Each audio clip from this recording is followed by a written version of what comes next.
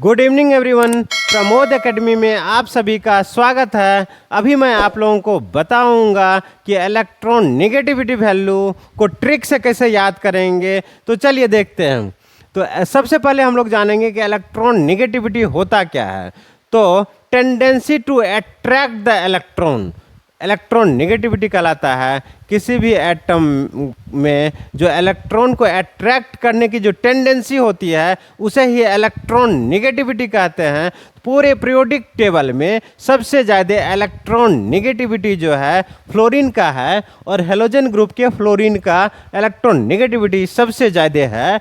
तो चलिए इसको ट्रिक से कैसे याद करेंगे। तो ये जो है ये यदि हम बात करें तो ये फर्स्ट पीरियड का एलिमेंट है पीरियोडिक टेबल में, ये सेकेंड पीरियड का जो है ये एलिमेंट है पीरियोडिक टेबल में, ये थर्ड पीरियड का जो है एलिमेंट है पीरियोडिक टेबल में, ये फोर्थ पीरियड है, ये फिफ्थ पीरियड है, ये सिक्स्थ पीरियड है और ये सेकेंड पीरियड है, ये थर्ड पीरियड है और ये हेलोजन ग्रुप है। तो फ्लोरीन जो है मोस्ट इलेक्ट्रॉन नेगेटिविटी एलिमेंट है, इसका वैल्यू सबसे ज़्यादा 4.0 है।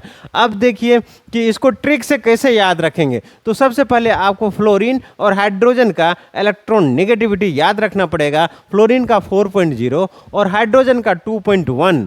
तो फ्लोरीन का इलेक्ट्रॉन नेगेटिविटी जो है 4.0 और हाइड्रोजन का जो है इलेक्ट्रॉन नेगेटिविटी 2.1, इसको आप याद रख लीजिए। उसके बाद देखते हैं ट्रिक क्या है। यदि हम फ्लोरीन से लेफ्ट की तरफ यदि जाते हैं, लेफ्ट की तरफ जाते हैं तो इसका ट्रिक जो है 0.5 को माइनस करते जाएंगे, वैल्यू को 0.5 को क्या करेंगे, माइनस करते जाएंगे।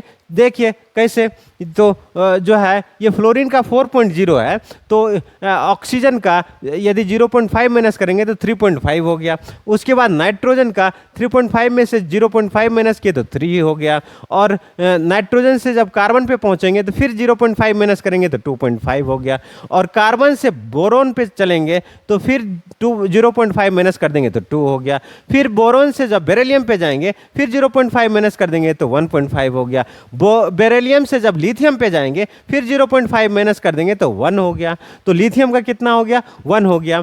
तो ये हो गया सेकेंड पीरियड के एलिमेंट को जो है इस तरीके से 0.5 माइनस करके याद कर लेंगे। अब चलते हैं नीचे की तरफ थर्ड पीरियड में। जब फ्लोरीन से क्लोरीन पे जाएंगे तो यहाँ से यहाँ जाएंगे तो -1 कर देंगे। तो फ्लोरीन का 4 है तो इसका 3 हो जाएगा। अब फिर क्लोरीन वाले पीरियड में चलते हैं, थर्ड पीरियड में।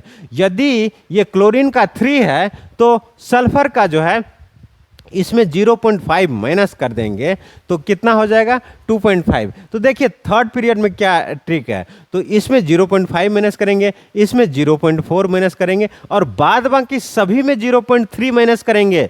तो इसमें कितना माइनस करेंगे, तो इसमें माइनस करेंगे 0.3, इसमें माइनस कर देंगे 0.3, इसमें माइनस कर देंगे 0.3, इसमें माइनस कर देंगे 0.3। तो देखिए फर्स्ट वाले में 0.5 माइनस किए, सेकेंड वाले में 0.4 माइनस किए, बाद बाकी सभी में 0.3 माइनस कर दिए। तो यदि हम 3 में 0.5 माइनस किए तो 2.5 हो गया और 2.5 में 0.4 माइनस किए तो 2.1 हो गया। बाद बाकी सभी में 0.3 माइनस कर देंगे, इसमें 0.3 माइनस करेंगे तो 1.8 हो जाएगा और इसमें 1.8 में 0.3 माइनस करेंगे तो 1.5 हो जाएगा। 1.5 में 0.3 माइनस करेंगे तो 1.2 हो जाएगा और 1.2 में 0.3 माइनस करेंगे तो 0.9 हो जाएगा और सोडियम का जो है इलेक्ट्रॉन नेगेटिविटी 0.9 हो गया। अब देख लेते हैं फर्स्ट ग्रुप का। तो फर्स्ट ग्रुप में जो है सोडियम के नीचे पोटेशियम है, तो इसमें से क्या करेंगे, जब पोटेशियम पे पहुंचेंगे तो -0.1 कर देंगे और पोटेशियम और रुबिडियम का इलेक्ट्रॉन नेगेटिविटी सेम होता है 0.8 और जब रुबिडियम से सीजियम पे जाएंगे तो फिर 0.1 माइनस कर देंगे तो ये भी हो जाएगा 0.7 सीजियम का। अब चलिए हेलोजन ग्रुप में जो है क्लोरीन का 3.0 था। अब क्लोरीन से जब ब्रोमीन पे पहुंचेंगे तो यहाँ पे -0.2 करेंगे और ब्रोमीन से जब आयोडीन पे जाएंगे तो यहाँ पे माइनस करेंगे 0.3 0.3 और आयोडीन से जब एस्टेटिन पे जाएंगे तो यहाँ भी माइनस करेंगे 0.3। तो देखिए हेलोजन ग्रुप का कैसे सीक्वेंस याद करेंगे, कैसे है, इसका जो वैल्यू है 4 है, उसमें से 1 माइनस कर दिए। फिर क्या करेंगे, क्लोरीन से जब ब्रोमीन पे जाएंगे तो 0.2 माइनस करेंगे, और ब्रोमीन से आयोडीन पे जाएंगे तो 0.3 माइनस करेंगे, और आयोडीन से एस्टेटिन पे जाएंगे तो 0.3 माइनस करेंगे। तो ये था वैल्यू। अब जो है ये तो सारा वैल्यू हो गया, ट्रिक से समझ लिए। अब इसको सीक्वेंस में किसका सबसे ज़्यादा है, किसका कम है, किसका इक्वल है, इसको देखिए कैसे याद करेंगे। सबसे पहले हम देखते हैं इक्वलिटी का। इक्वलिटी का देखेंगे नाइट्रोजन और क्लोरीन। नाइट्रोजन देखिए यहाँ पे है 3 है, और क्लोरीन यहाँ पे है, ये भी 3 है, तो दोनों का वैल्यू सेम है 3। तो इसको याद करेंगे, यदि हम देखेंगे नाइट्रोजन और क्लोरीन ये दोनों का वैल्यू 3.0, तो इसको NCl से याद करेंगे। NCl मतलब नॉन क्रीमिलियर सर्टिफिकेट एक होता है, तो नॉन क्रीमिलियर से याद कर लेंगे NCl, दोनों का वैल्यू सेम होता है। अब चलेंगे यहाँ ISC इंटरमीडिएट का जो होता है, जो साइंस रखता है, उसको ISC कहा जाता है, तो उससे आप इसको याद रख लीजिए। तो देखिए I से हो गया आयोडीन, S से हो गया सल्फर, और C से हो गया कार्बन। तो आयोडीन यहाँ पे है 2.5, सल्फर यहाँ पे है 2.5, और यहाँ पे है C कार्बन 2.5। ये तीनों का वैल्यू कितना होता है, 2.5। अब चलिए और किसका वैल्यू सेम होता है, तो pH।